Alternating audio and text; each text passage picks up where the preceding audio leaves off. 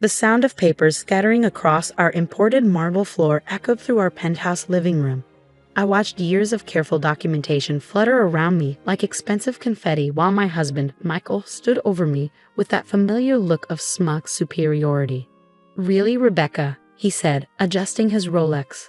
"You thought you could just walk into my office and accuse me of fraud? With what evidence? These?" He kicked at one of the fallen folders. "No one's going to believe the trophy wife who spends her days planning charity galas. My name is Rebecca Sterling, and at 34, I was about to destroy the man I'd been married to for 8 years. Michael saw what he wanted to see, a beautiful former model who'd given up her career to be the perfect corporate wife. What he didn't see was the economics degree from Penn, or the 2 years I'd spent in forensic accounting before meeting him. "You're right," I said, keeping my voice steady as I knelt to gather the scattered papers. "What was I thinking?" He laughed, already dismissing me as he pulled out his phone. "I have a meeting downtown.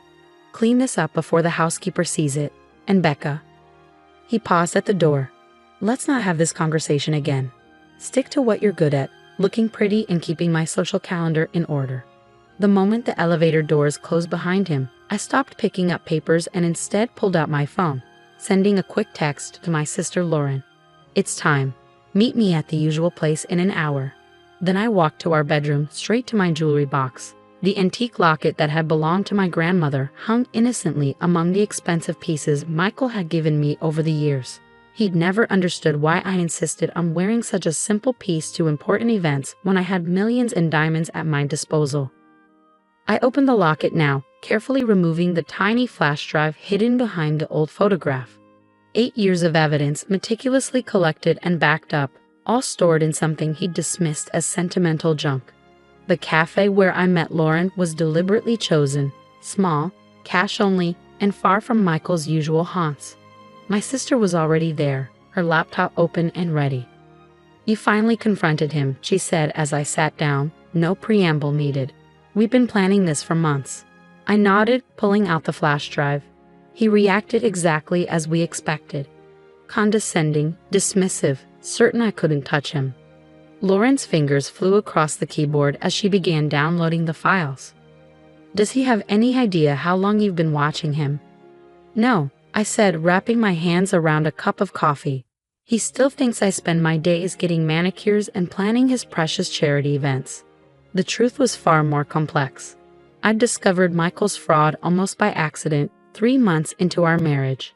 A misfiled document, a series of numbers that didn't add up, and suddenly I'd seen behind a curtain of his real estate empire. At first, I'd been in denial.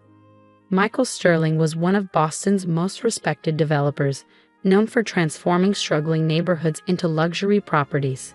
His company, Sterling Development, was worth hundreds of millions. Surely I was misreading the documents, but then I started paying attention, really paying attention. The community improvement projects that mysteriously fell through after he'd received government grants. The historic buildings that suffered convenient accidents right after he purchased them at low prices. The string of shell companies that seemed to exist only to move money between accounts. "Look at this," Lauren said now, turning her laptop screen toward me. She'd pulled up one of Michael's recent developments, a luxury high-rise in what used to be a working-class neighborhood. The numbers don't match what he reported to the city council. He claimed the project would cost $50 million, but according to these bank transfers, he only spent $30 million. I finished. The rest disappeared into offshore accounts, and that's just one project. Lauren shook her head, her expression grim. "How did he get away with this for so long?" "Because he's careful. He spreads the fraud across multiple projects, multiple companies. Unless you're looking at the whole picture, each discrepancy seems minor." I took another sip of coffee. "Plus, he has half the city council in his pocket. Amazing what regular charitable donations can buy." My phone buzzed. A text from Michael. "Dinner with the Andersons tonight. Wear the blue Versus, and be more pleasant than you were this morning." I showed the message to Lauren, who rolled her eyes. "God, he's such a patronizing ass. How did you stand it for 8 years?" "Because I needed to be sure," I said quietly. Sure of the evidence, sure of his guilt, sure that when I finally moved against him, it would stick. The truth was, it had taken years to understand the full scope of Michael's operation. He wasn't just defrauding investors and government agencies. He was destroying communities, forcing out longtime residents so he could build luxury properties that sat half empty while he collected tax breaks. "The FBI contact is ready," Lauren said, lowering her voice even though no one was near our table. "Agent Martinez says as soon as we give him the signal, they'll move." I nodded, thinking of the careful groundwork we'd laid. The recordings hidden in Michael's home office, capturing conversations with corrupt officials. The paper trail I'd pieced together showing how he laundered money through fake renovation projects. The witness statements from former employees who'd been silenced with threats and payoffs. "What about the safety deposit boxes?" Lauren asked. "Already taken care of," I assured her. "I moved everything to the new location last week while he was in New York. Bank records, backup drives, original documents, it's all secure." My sister reached across the table and squeezed my hand. "Are you sure you want to go through with this, once we pull the trigger?" "He has to be stopped," I said firmly. "You haven't seen what I've seen, Lauren. The families displaced by his developments, the small businesses forced to close, the lives he's ruined while he sits in his penthouse counting his millions." Lauren nodded, understanding in her eyes. She'd been my confidant through all of this, helping me gather evidence, providing technical support, being my sounding board when the weight of it all became too heavy. "The Anderson dinner tonight," she said thoughtfully. "That's perfect timing, actually. Half the city's power players will be there." I smiled slightly, already seeing the possibilities. Michael loved these dinners, loved holding court among Boston's elite.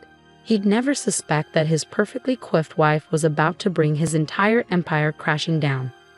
"I better go get ready then," I said, standing up. Wouldn't want to disappoint my husband by being late to his important dinner. Back at the penthouse, I took my time getting ready. The blue Versace dress Michael had specified hung in my closet, a $12,000 piece of fabric that was supposed to show off his wealth and taste. I slipped it on, carefully applied my makeup, and fastened my grandmother's locket around my neck.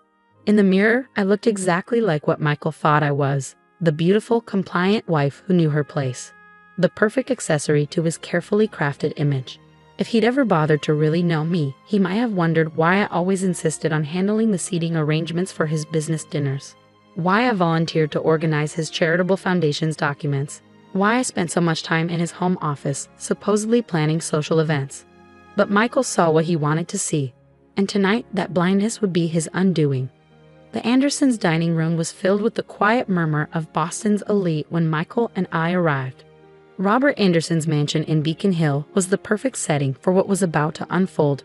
Old money, old power, and enough ego in one room to float a yacht. "Rebecca, darling." Sarah Anderson air-kissed my cheeks. "That dress is divine.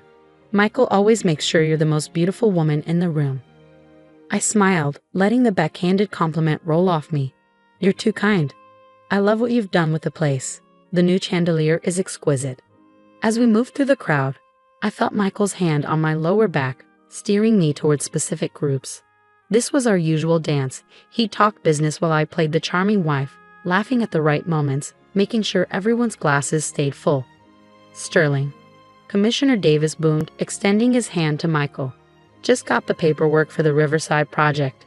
Everything looks in order." I watched Michael's face carefully as he shook the commissioner's hand. The Riverside project, his latest scheme to turn a historic waterfront neighborhood into luxury condos. The paperwork he'd submitted showed a $100 million investment. The real numbers, safely documented in my files, showed something very different. "Excellent," Michael said smoothly. "The city won't regret supporting this development. It'll transform the whole area." "That's what we're afraid of," a quiet voice said from behind us. Elena Martinez stood there, elegant in a simple black dress. To everyone else, she was just another guest, the wife of a prominent real estate attorney. Only I knew she was actually FBI Special Agent Martinez, and this dinner was no coincidence. Michael's smile tightened slightly. "Mrs. Martinez, I wasn't aware you and James would be here tonight.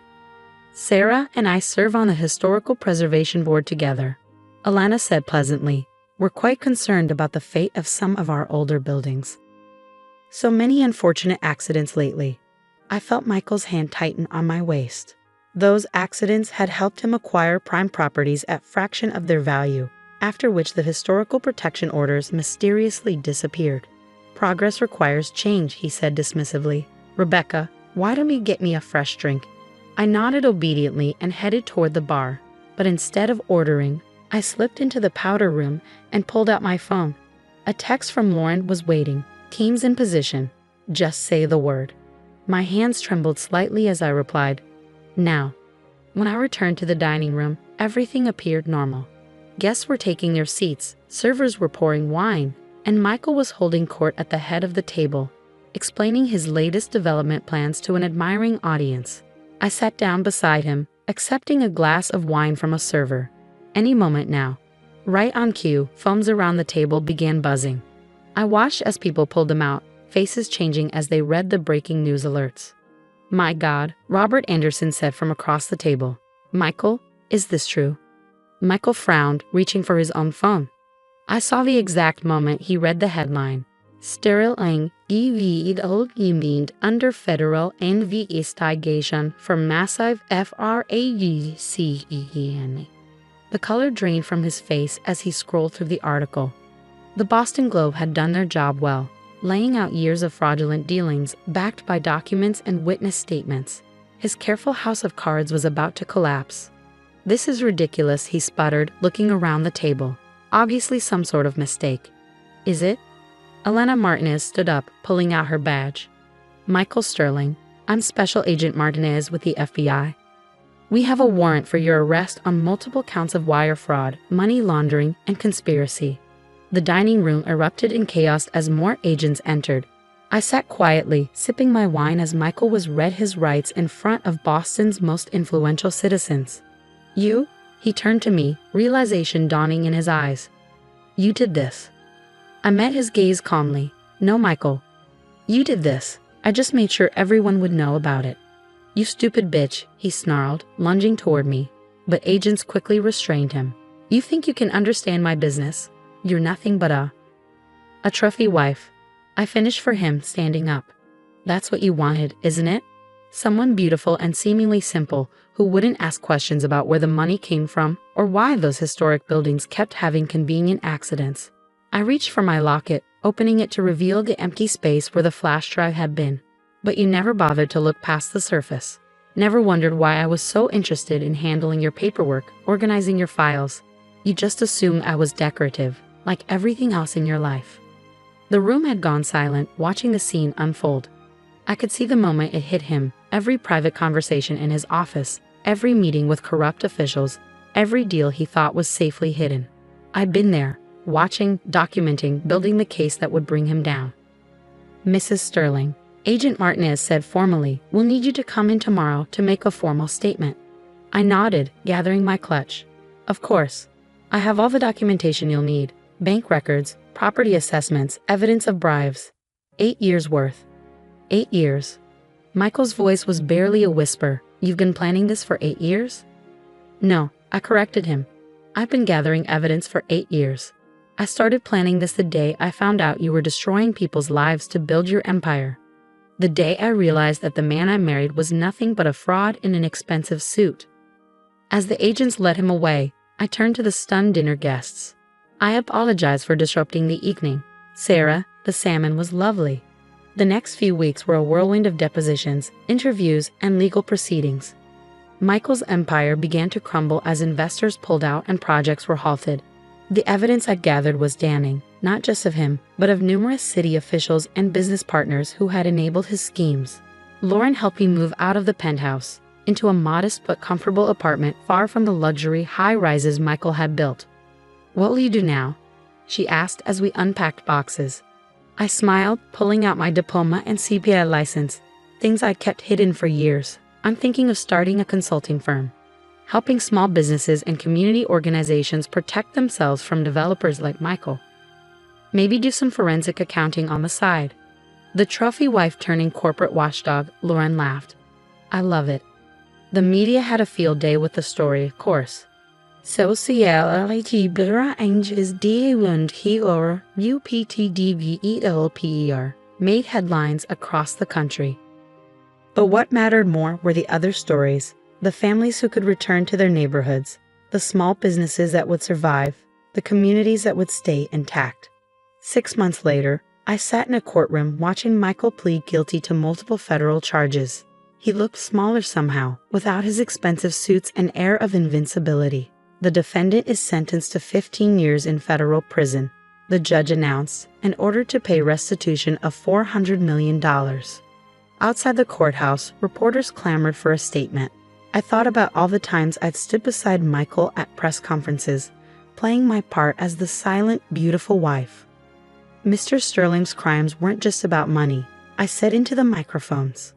They were about power, about the belief that wealth makes you untouchable.